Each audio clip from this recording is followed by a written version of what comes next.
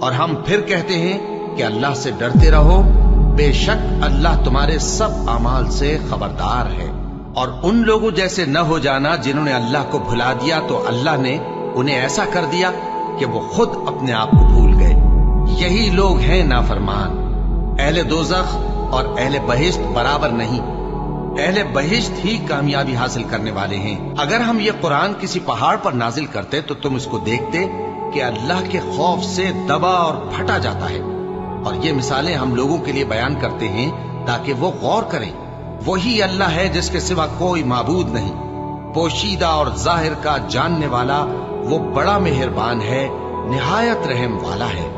وہی اللہ ہے جس کے سوا کوئی عبادت کے لائق نہیں، بادشاہ حقیقی، ہر عیب سے پاک، سلامتی دینے والا، امن دینے والا، نگہبان، غالب، زبردست، بڑائی والا۔